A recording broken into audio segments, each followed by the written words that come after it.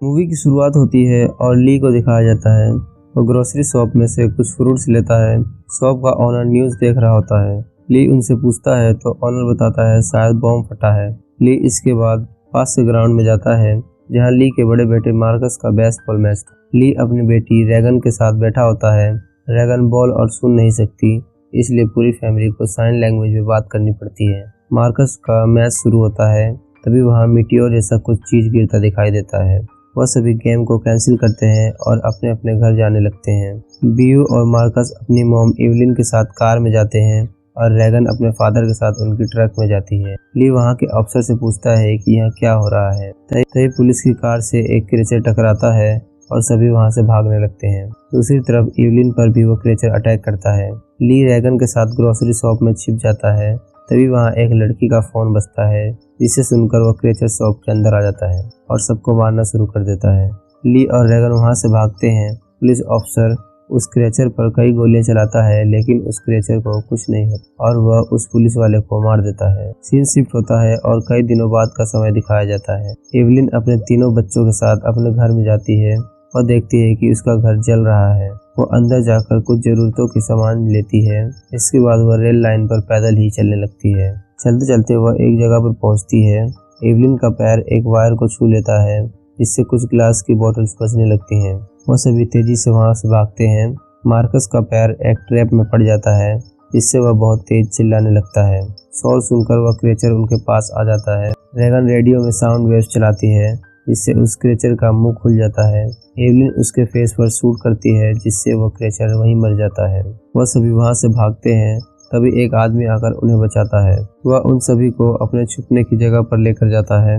वह इवलिन से कहता है कि तुम लोग यहाँ ज्यादा दिन नहीं रह सकते, क्योंकि यहाँ पर खाने पीने की ज्यादा चीजें नहीं हैं। वह उन्हें वहां से जाने के लिए कहता है। इवलिन उस आदमी को पहचान लेती है। वह आदमी और कोई नहीं बल्कि ली का फ्रेंड एमिट होता है।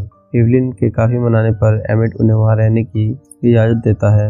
एमिट इवलिन से पूछता है, तुमने उस क्रेचर को कैसे मारा? इवलिन कहती है, मुझे नहीं पता कि मैंने उसे कैसे मारा। एमिट कहता है, मैंने कभी इन क्रेचर्स को मरा हुआ नहीं देखा। इवलिन एमिट से उसकी बेटी के बारे में पूछती है। एमिट बताता है, अटैक के पहले दिन ही वो मारी गई थी और उसकी वाइफ की 3 हफ्ते पहले डेथ हो गई है। एमिट बताता है कि इंसान पहले की तरह नहीं रह गए हैं, वो पहले से बहुत बदल गए हैं और बचाने के लायक भी नहीं है। तभी अचानक रेडियो में सिग्नल आता है और मार्कस को एक गाना सुनाई देता है। एमिट कहता है, ये गाना 4 महीने से रिपीट पर बज रहा है। रेगन कहती है, उसके फादर भी रोज सिग्नल मिलाने की कोशिश करते थे, लेकिन उन्हें कभी सिग्नल नहीं मिला। एमिट कहता है, मैंने रेडियो घर में भी चलाकर देखा, लेकिन सिग्नल नहीं आ रहा था जब तक हम यहाँ नहीं पहुंचे। एमिट इवलिन का राइफल लेकर बाहर चला जाता है। रात को रेगन मार्कस के पास जाती है और बताती है कि वह गाना एक सिग्नल है जो पास के आइलैंड से आ रहा है। वह मार्कस से कहती है वह सबको बचा सकती है। मार्कस कहता है, मैं तुम्हें वहां नहीं जाने दूंगा, मैं मॉम को सब बता दूंगा। अगले दिन जब मार्कस उठता है तो उसे रेगन का नोट मिलता है।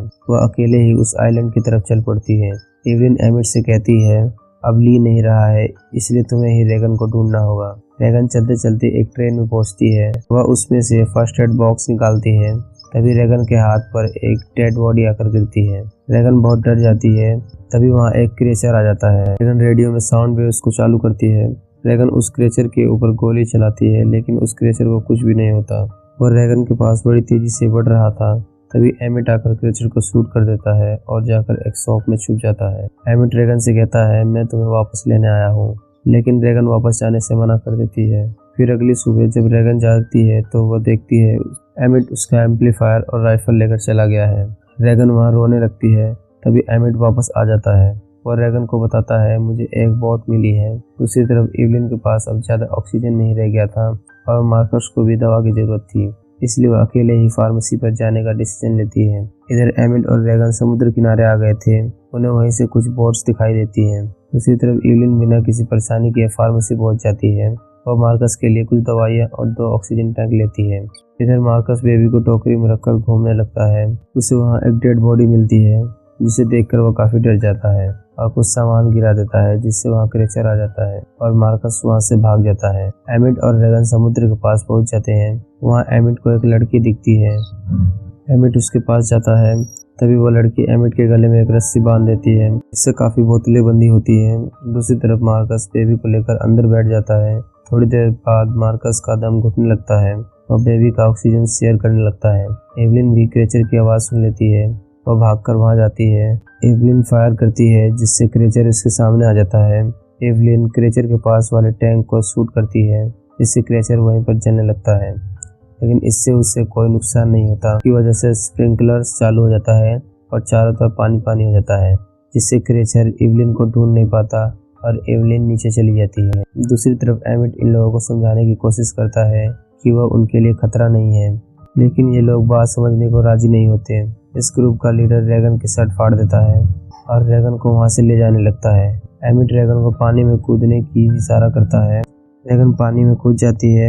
एमिट लीडर को पकड़ लेता है जिससे वहाँ काफी आवाजें होने लगती हैं और वहाँ क्रेचर्स आकर उन्हें मारने लगते हैं। एमिट लीडर को उस क्रेचर के सामने कर देता है और खुद पानी में कूद जाता है। एक क्रेचर एमिट को मारने के लिए पानी में कूद जाता है। वो क्रेचर पानी में तैर नहीं पाता और पानी में डूबकर ही मर जाता है। रेगन एमिट को खींचकर बोट में बिठा लेती है। जब दोनों आइलैंड पर पहुंचते हैं तो वह देखते हैं सभी काफी इंजॉय कर रहे होते हैं। वहाँ का हेड एमिट से कहता है, तुमने वह गाना सुना और ये आइलैंड ढूंढा?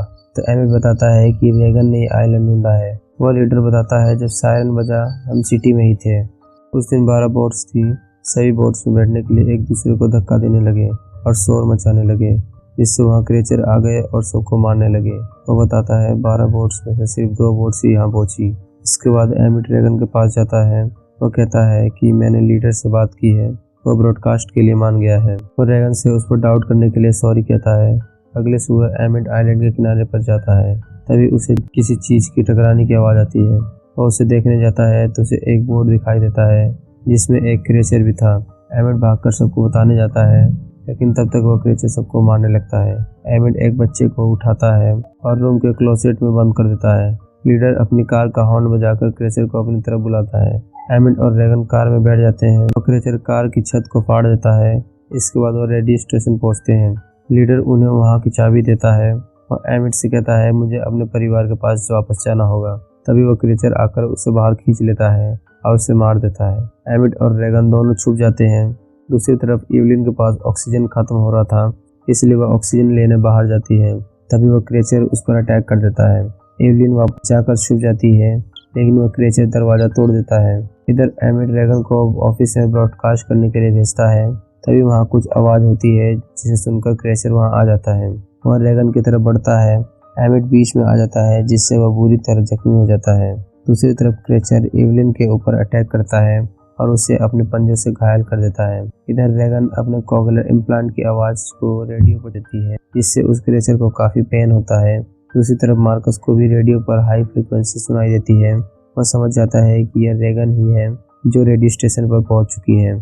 वह रेडियो को क्रेचर के सामने करके आगे बढ़ता है। दूसरी तरफ रेगन एक रॉड उठाती है और क्रेचर के सिर पर मारती है, जिससे वह क्रेचर वहीं पर मर जाता है। मार्कस एवलिन का गन उठाता है और क्रेचर को शूट कर देता है। रेगन अपने कॉकलर इम्प्लांट को माइक के ऊपर ही लगा रहने देती है ताकि लोग इसका फायदा उठाकर उन क्रेचर से लड़ सकें और मूवी यहीं पर एंड हो जाती है।